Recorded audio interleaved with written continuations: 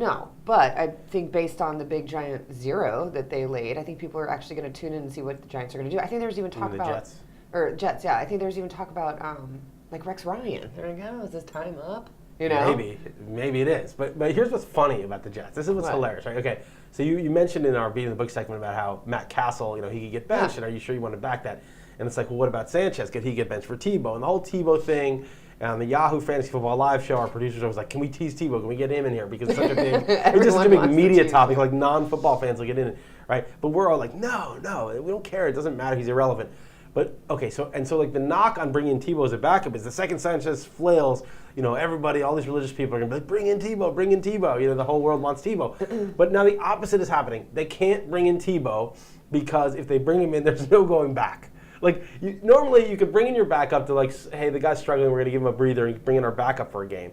Like Orton could come in, and be like, relieve Romo for a game. Not a whole game, but, half a game, and it'd be like no big deal. But now you bring Tebow in. If he does anything well, that's it. There's just no way you can bench him ever again. Well, that's what happened in Denver. Like, he was winning, and he was winning, and he was winning. And John Elway was just like, what am I going to do? You just create a media circus by bringing that guy in. But, that's what people want. That they say that's what New York loves, But the team doesn't love it. The Jets don't want a media circus. The media does. But the Jets, you don't think the Jets want a media circus? No, you don't think that Rex Ryan is just dying, like salivating for any media? No, they want to win some games. They're 2-2. They want to get in the playoffs. The last thing you want is like this whole Tebow media circus. So the funny thing is, it's the opposite. Everyone thought it's terrible to be a starter if Tebow's your backup because everyone's going to clamor for him to take your job. But it's actually the opposite. If you have Tebow as a backup, you could never use him unless you're willing to go no going back. There's no going back. Well, anyway. I think we might see him sooner or later. But what's your takeaway from that game? I mean, the Texans are going to run. Foster's going to have his game. If Tate gets the carries, he'll do well. How about Lon Daniels? I mean, he's been consistently good. They don't have Joel Dreesen anymore, and Andre Johnson's going to get his. There's no Darrelle Revis. He's going to be, instead of on Revis Island, Alcatraz, right? That's Shut up. Did you come up with that? I wish I had. If I had, horrible. No, it's great. It's horrible. Cromartie himself came up with Alcatraz, but it's awesome. So, but I think Andre Johnson, I think you start your Texans, the Jets, it's just hard. The defense is good, and you just don't know who to start. I mean, Jeremy Curley, Stephen Hill, if he ever plays, I don't think he will. If Dustin Keller plays, I mean, it's just ugly. Sean Green, Bilal Powell, I mean, there's no one there. It's not much. All right. How about the Falcons Redskins? I think the Redskins probably win that game. I think the Falcons defense was getting away without Brent Grimes, their star corner who was out for the season. And I think it's kind of coming back. Like Carolina was able to move the ball against them in Atlanta very easily. I think the Redskins with Robert Griffin is going to have a good game. I think Alfred Morris is going to have a good game. I think either Pierre Garçon or Fred Davis, one of those receivers is going to do well. Griffin's going to get a lot on the ground. Matt Ryan will have his usual, 2-3 touchdowns probably. I think he's overrated in real life, but it's a good setup for him. Michael Turner, I think Michael Turner. He's been shocking me this year. Michael Turner. Why has he shocked you? Because he was just such a turd. I called him Turd Turner last year. Why? Because I just felt like he was just putting minimal output. It was like fine. He was fine, but he wasn't like the big, the Jamal Charles of 2010 that you wanted. And no, but he's an old, Yeah, but now he's doing great. Well, look, he's as good a bet to like lead the NFL in touchdowns as almost anybody. I mean, you could have Foster maybe ahead of him and a couple guys, but Turner's a great goal line back. He's in a good offense. And there's, Jacquizz Rodgers, he's the new thing. Like, yeah. Oh, really? Yeah. Everyone exaggerated Turner's demise. Totally. Redskins are an easy team to throw on, so I think it's going to be more passing, but Turner will have a decent game, I think.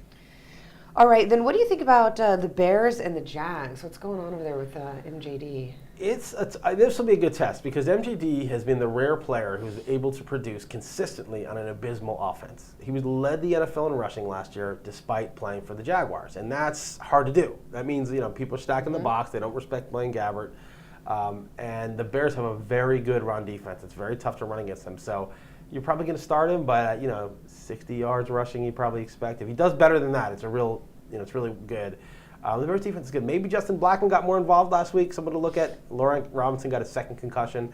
On the Bears side of the ball, Forte, obviously. Really? Brandon Marshall. What do you mean obviously? Because he limped off the field Monday Night Football. Well, if he's hurt, okay, if he turns out to be hurt, people have rotowire.com, wherever else you get your information. You're going to know before the game, and obviously you won't start him. But assuming he's fine, and I haven't seen any reports that he's seriously hurt, you're going to start him and Brandon Marshall, obviously.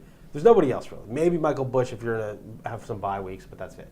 And then Tennessee and Minnesota. What is happening with the old Matt Hasselbeck? Well, Jake Locker keeps separating his shoulder, and Hasselbeck gets in there, and he doesn't look horrendous, but the team isn't very good, and he's just kind of this old guy who used to be good playing on a bad team. Now, Chris Johnson, I don't know what it is with Chris Johnson, but there's something about a 38-14 blowout against a good defense that just gets him going. He had a really good day. He had like 140 yards. Right? Yeah. And he said his offensive line blocked better. Maybe they are. You're going to start him. You start him no matter what. Adrian Peterson, you're starting no matter what these days. Harvin's a no-brainer. The receivers are more interesting. Kenny Britt was held out last week. Will he be ready? Will he not? Who else is going to be involved? Nate Washington. I think the only other guy you really can count on is Jared Cook, probably to get a couple passes. Kyle Rudolph in Minnesota, Harvin. Just the basic guys. I don't see anything special about this game. I think who's going to win this game?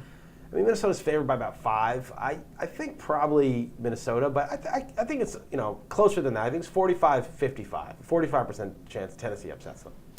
And, well, then there's the Chargers and the Saints.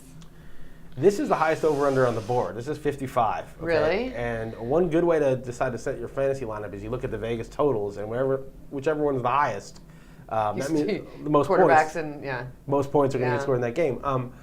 The Saints to me are not the same team as they were last year. I mean, do you think that's because of Sean Payton and all the nonsense, or?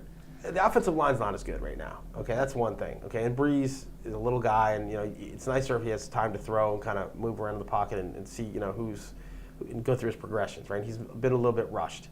The running game, which usually was very good, even though they passed mostly, the running game when it was used was very good. Totally non-existent last week.